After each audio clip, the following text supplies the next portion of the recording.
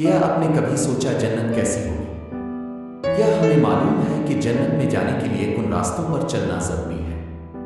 آئیں آج قرآن و حدیث کی روشنی میں جنت کی نعمتوں اور اس میں داخل ہونے کے ساتھ راستوں پر بات کرتے ہیں۔ حصہ 1 جنت کا تعارف 0:40 2:30 اللہ تعالیٰ فرماتا ہے، جنت میں وہ کچھ ہوگا جو کسی آنکھ نے نہیں دیکھا، نہ کسی کان نے سنا اور نہ کسی دل نے تصور کیا۔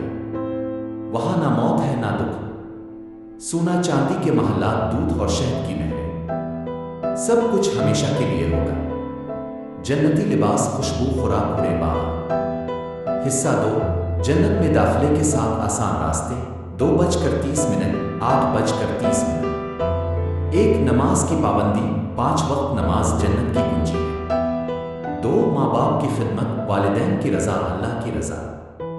3 صدقہ اور خیرات، ہر نیکی کا بدلہ کئی کرنا۔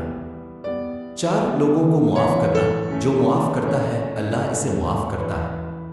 5 قرآن سے تعلق، قرآن قیامت کے دن سفارش کرے گا۔ 6 روزے اور تقوی، روزہ دار کے لیے جنت میں خاص دروازہ اور ریان۔ 7 دل کی صفائی، حسد غرور سے پاکی۔ حصہ 3 پیغام 8:30 10:30 دوستو، دنیا میں تھوڑا صبر کرو، جنت میں ہمیشہ کی راحت پاؤ گے۔ زندگی کا مقصد صرف دنیا کمانا نہیں، بلکہ اصل کامیابی جنت ہے۔ آج ہی نیت کرو اور اللہ سے سچی توبہ کرو، نماز شروع کرو، والدین سے معافی مانگو اور دل صاف رکھو، جنت تمہاری منتظر ہے۔